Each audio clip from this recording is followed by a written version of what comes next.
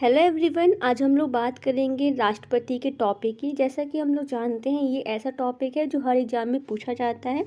तो राष्ट्रपति के बारे में कुछ आर्टिकल हैं, बहुत इंपॉर्टेंट आर्टिकल हैं। यदि इन आर्टिकल को देख लिया जाएगा तो ये आसानी से जो भी क्वेश्चन आएगा उसको कर लिया जाएगा। तो सबसे पहले जो आर्टिकल है राष्ट्रपति के लिए या फिर प्रेसिडेंट के लिए, तो जो मेन आर्टिकल है जो पूछे जाते हैं एग्जाम में, वो 52 से 61 तक के हैं, जिसको अब इस ट्रिक से देखेंगे। ट्रिक है रगानी कोका द्योदशम। याद करने के लिए ट्रिक है, देखते हैं। तो रा से राष्ट्रपति हो जाएगा, का से कार्यपालिका, राष्ट्रपति कार्यपालिका का हेड होता है जिसमें कार्यपालिका हो जाएगा। नी से निर्वाचन, को से कौन सी मेथड होगी, राष्ट्रपति के निर्वाचन के लिए कौन सी मेथड यूज की जाएगी। का से कार्यकाल, कितने वर्ष का कार्यकाल होता है। डी से दोबारा निर्वाचन, राष्ट्रपति का दोबारा निर्वाचन। यो से योग्यता, राष्ट्रपति की बनने की योग्यता क्या है। दशा, इसमें जो सा है से दो हो जाएंगे, शर्तें क्या हैं, और फिर शपथ, और फिर आ जाएगा महाभियोग। तो ये जो ट्रिक है आर्टिकल 52 से आर्टिकल 61 तक की है। अब इन आर्टिकल को थोड़ा सा डीपली पढ़ते हैं ताकि जो भी क्वेश्चन आए उसको कर लिया जा सके। सबसे पहले हम लोग जानेंगे आर्टिकल 52 में क्या है। तो आर्टिकल 52 बात करता है राष्ट्रपति की, कि एक राष्ट्रपति का पद होगा।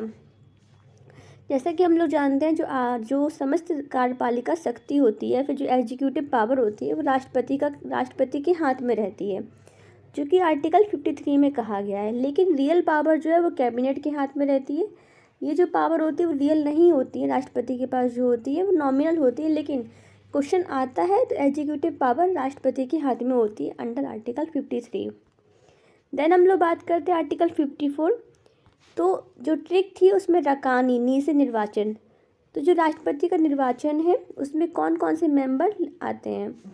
तो याद रखिए, इसमें जो मेंबर आते हैं वो इलेक्टेड मेंबर होते हैं, ना कि नॉमिनेटेड। तो कौन से मेंबर होते हैं, इलेक्टेड होते हैं, नॉमिनेटेड मेंबर नहीं आते। और कौन कौन से मेंबर आते हैं, तो लोकसभा के मेंबर भी, राज्यसभा के मेंबर भी, और असेंबली के मेंबर भी आते हैं। यहाँ पे काउंसिल के मेंबर नहीं आते और ना ही नॉमिनेटेड मेंबर आते हैं। अब बात करते हैं कि कौन सी मेथड होती है जो राष्ट्रपति के लिए की जाती है। तो राष्ट्रपति का जो चयन होता है वो इनडायरेक्ट मेथड से होता है और सिंगल ट्रांसफरेबल वोट होता है। तो मेथड क्या होती है, इनडायरेक्ट होती है। नेक्स्ट बात करते हैं कार्यकाल। राष्ट्रपति अपने पद के लिए कितने साल के लिए चुने जाते हैं। तो राष्ट्रपति अपने पद के लिए 5 साल के लिए चुने जाते हैं, और इनका कार्यकाल कब से कब तक रहता है।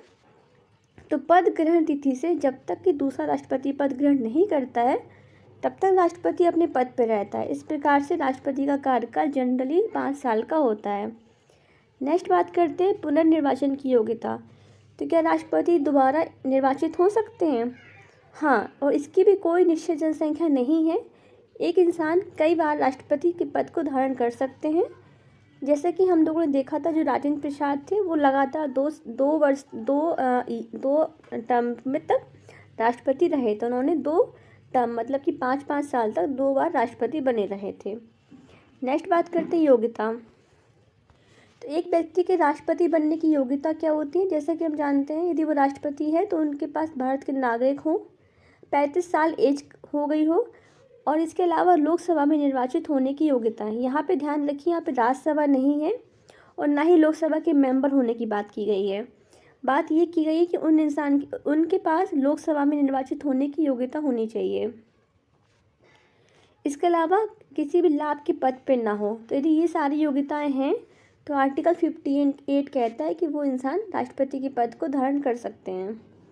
नेक्स्ट बात करते हैं शर्तें क्या है। जैसा कि हम लोग जानते हैं, यदि मान लो कोई व्यक्ति राष्ट्रपति बन जाते हैं, तो यदि मान लो कोई व्यक्ति जो पहले से सदन का या फिर विधानमंडल का मेंबर है और राष्ट्रपति का पद धारण कर लेते हैं, तो इस स्थिति में उन्हें अपना पद खाली करना पड़ेगा। यदि मान लो वो राज्यसभा के या फिर लोकसभा के या फिर विधानमंडल किसी के भी सदस्य हैं, तो उन्हें अपनी सदस्यता त्यागनी होगी, तब जाके वो राष्ट्रपति का पद धारण कर पाएंगे।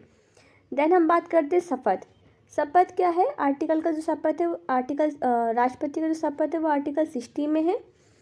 और राष्ट्रपति को शपथ कौन दिलाता है, तो CJI जो कि मुख्य न्यायाधीश है वो राष्ट्रपति को शपथ दिलाते हैं। देन बात करते हैं राष्ट्रपति की महाभियोग की, इम्पीचमेंट। जो इम्पीचमेंट वर्ड है वो मेनली राष्ट्रपति के लिए ही यूज किया जाता है। और उन पर महाभियोग कब लगाया जाएगा? जब वो संविधान के उल्लंघन करते हैं। राष्ट्रपति पे महाभियोग लगाने की जो एकमात्र कंडीशन है वो संविधान का उल्लंघन है। ये इम्पॉर्टेंट है कि इसके अलावा नहीं, सिर्फ संविधान के उल्लंघन करने पर ही राष्ट्रपति को महाभियोग लगाया जा सकता है।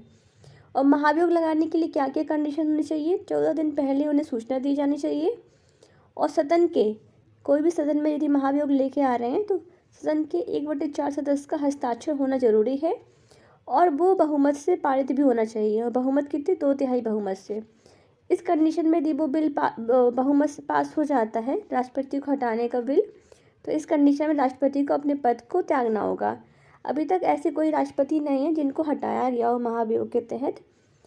तो ये हम लोगों ने राष्ट्रपति के बारे में इम्पोर्टेंट आर्टिकल पढ़े हैं। अब कुछ और इम्पोर्टेंट फैक्ट की बात करते हैं।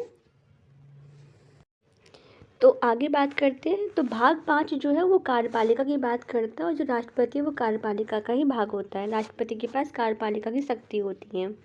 इसके अलावा बात करते हैं कि राष्ट्रपति की जो विधायी शक्ति है, मतलब कुछ इंपॉर्टेंट क्वेश्चन है उसकी समरी है ये। तो जो अध्यादेश जारी करना होता है, राष्ट्रपति अध्यादेश जारी आर्टिकल 123 के तहत करते हैं। और जैसा कि हम लोग जानते हैं, राष्ट्रपति के पास कुछ विधायी शक्ति होती हैं, कुछ कार्यपालिका शक्ति होती हैं।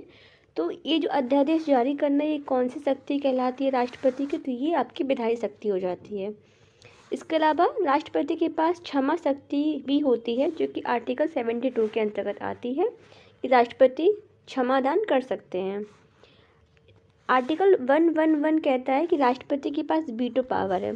मान लो कोई बिल जो पास हो जाता है, राष्ट्रपति के पास वीटो पावर है। और एक राष्ट्रपति के पास जो कि इंडियन राष्ट्रपति होते हैं, उनके पास 3 प्रकार की वीटो पावर होते हैं, जो हम लोग आगे बात करेंगे। Pocket veto. सबसे पहले पॉकेट वीटो का इस्तेमाल कौन किए थे? तो ज्ञानी जैल सिंह ने पॉकेट वीटो का इस्तेमाल किया था। और एक और क्वेश्चन पूछते हैं, तो वो है कि एब्सोल्यूट वीटो का इस्तेमाल सबसे पहले कौन से प्रेसिडेंट किए थे? तो राजेंद्र प्रसाद थे।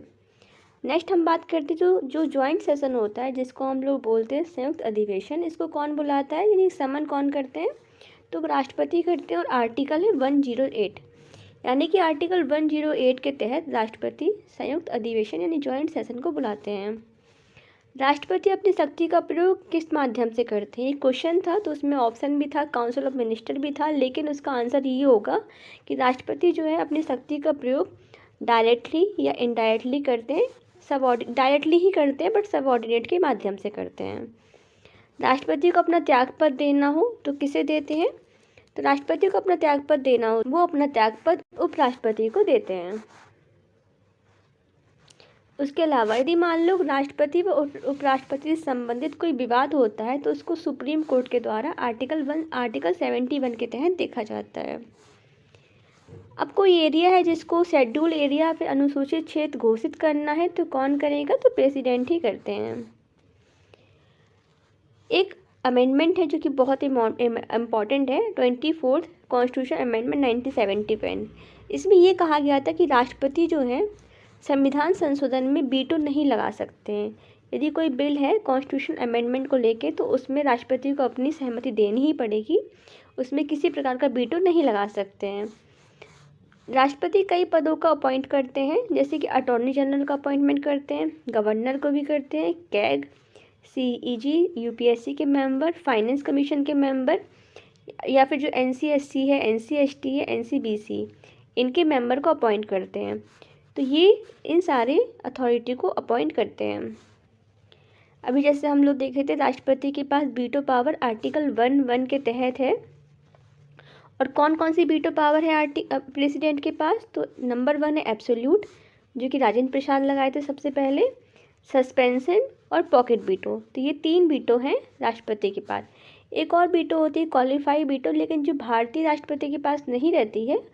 तो इस प्रकार से इंडियन राष्ट्रपति जो होते हैं उनके पास 3 ही वीटो पावर रहती है।